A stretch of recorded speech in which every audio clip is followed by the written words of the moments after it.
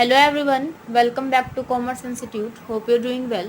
So in this video, we will discuss about summary assessment or assessment on the basis of return or provisional assessment. So what is the meaning of these words? कहते कि जब किसी SSC को tax authority के through ITR fill कराने के लिए कोई भी नोटिस नहीं दिया जाता और ना ही वो एसएससी किन्हीं डॉक्यूमेंट्स को बनाने के लिए लाइबल है, यानी कि जो भी वो इनकम अर्न करता है उससे रिलेटेड वो डॉक्यूमेंट्स को या फिर बुक्स को मेंटेन करने के लिए लाइबल नहीं है। तो उस कंडीशन के अंदर जो टैक्स की पेमेंट की जाती है किसी एसएससी के द्वारा उसे हम कहेंगे समरी असेसमेंट या फिर प्रोविजनल असेसमेंट। सो इस तरीके की जो असेसमेंट है वो उसी तरह की जाएगी जैसे कि आपके सेक्शन 139 और सेक्शन 142(1) के अकॉर्डिंग की जाती है। सो किस तरीके से करेंगे? सबसे पहले हम किसी एसएससी की टोटल इनकम को कैलकुलेट करेंगे। सो टोटल इनकम को कैलकुलेट करने के लिए सबसे पहले ये देखा जाएगा कि उस इनकम के अंदर कोई अर्थमेटिकल एरर तो नहीं है या फिर उस एसएससी ने कोई ऐसा क्लेम तो नहीं डाला है जो कि इनवैलिड था, यानी कि उस क्लेम के लिए वो लाइबल नहीं है, वो राइट नहीं रखता। फिर भी अगर उसने अपनी आईटीआर के अंदर इस तरीके का कोई क्लेम डाला है या फिर नहीं डाला। थर्ड क्या देखा जाएगा उसकी आईटीआर के अंदर कि अगर उसने कोई प्रीवियस लॉसेस को अपनी आईटीआर के अंदर इस ईयर में सेट ऑफ करना चाहता है लेकिन उसको सेट ऑफ करने का टाइम पीरियड उसका निकल चुका है, तो इस तरीके के लॉसेस को सेट ऑफ जो किया है वो क्या हो जाएगा? डिसअलाउ हो जाएगा। देन फोर्थ क्या कहा गया आपका कि अगर उसने कोई ऐसा एक्सपेंडिचर दिखाया है अपनी ऑडिट रिपोर्ट के अंदर जिसकी उसने रिडक्शन के लिए क्लेम किया है लेकिन अपने टोटल इनकम को कैलकुलेट करते टाइम उसकी जो इनकम उसने मेंशन की है उसके अंदर उसने कोई भी ऐसा एक्सपेंडिचर नहीं किया है, तो ये भी आपका जो एक्सपेंडिचर है वो क्या है? डिसअलाउ होगा।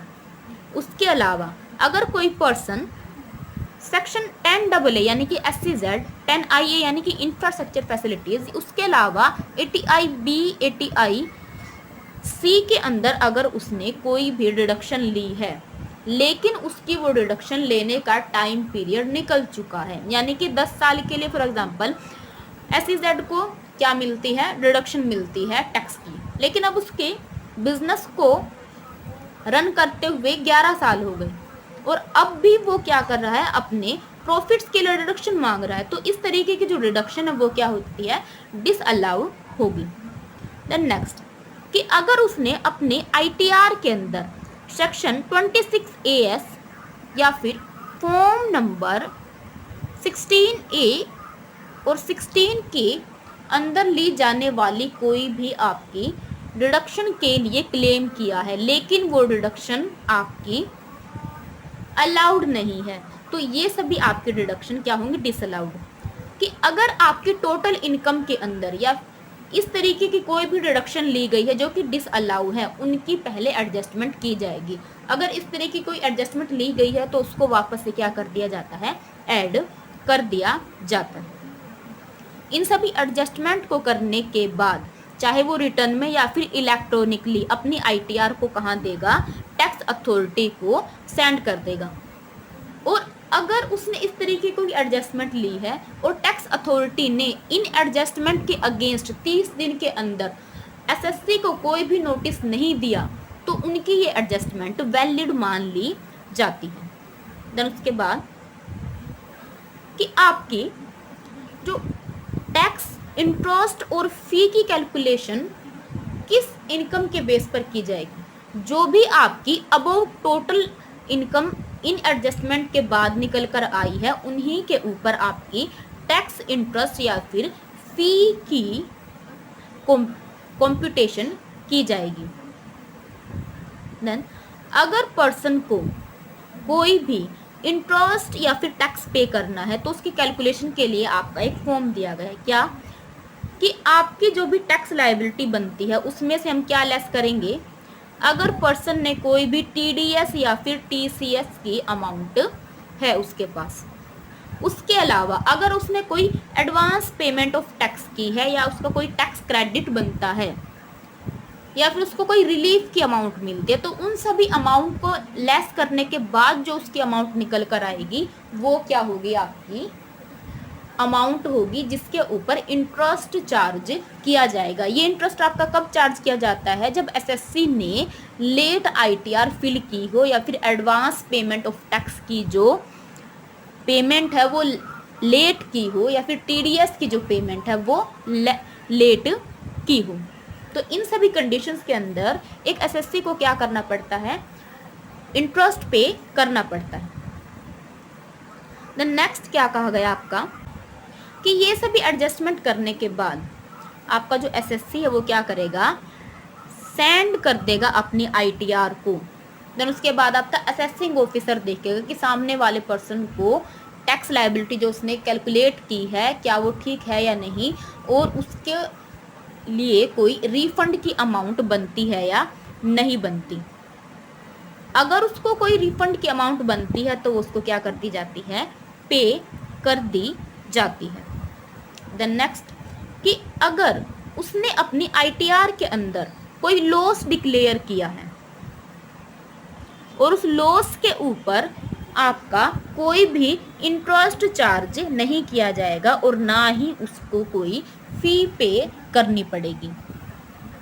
अगर उसकी ITR के अंदर उसने प्रॉफिट की प्लेस पर लॉस मेंशन किया है तो उस लॉस की कंडीशन में चाहे उसने ITR अपनी लेट फिल की हो, एसएससी को कोई भी इंटरेस्ट या फिर लेट फीस पे करने की नीड नहीं होती। देन नेक्स्ट कि अगर उसने अपनी इनकम की कोई भी सूचना 1 साल के अंदर अंदर, यानी कि उसका जो फाइनेंशियल ईयर है उसके 1 साल के अंदर अंदर नहीं दी है, तो वो किसी भी लॉस को क्लेम करने के लिए लायबल नहीं होगा। नेक्स्ट पॉइंट कि अगर सामने वाले पर्सन को हम कोई भी रिफंड नहीं दे रहे या फिर उसको कोई भी पेमेंट नहीं बनती, किसके अकॉर्डिंग, जो भी उसने टैक्स की ITR सबमिट कराई है असेसिंग ऑफिसर को, उसके अंदर अगर ना तो उसको कोई टैक्स पे करने की उसकी लायबिलिटी बनती है और ना ही उसको कोई रिफंड पे किया जा रहा है, तो उसको अपनी इन चीज़ों की सूचना असेसिंग ऑफिसर को दे या ना दे उसका ITR के ऊपर कोई भी फर्क नहीं पड़ेगा।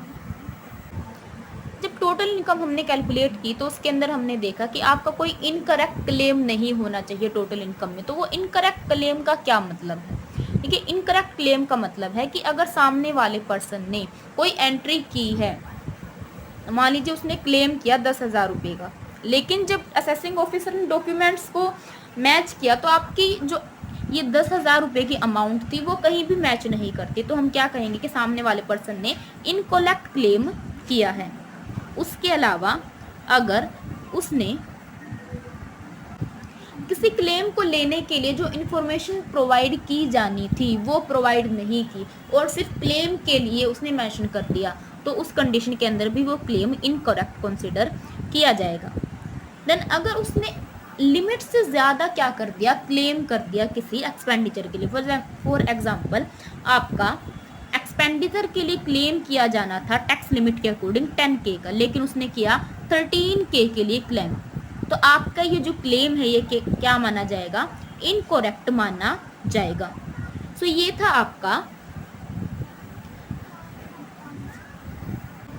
प्रोविजनल असेसमेंट या फिर summary assessment or on the basis of document. I hope this is clear. If you have any query about this topic, you can ask down below in the comment section.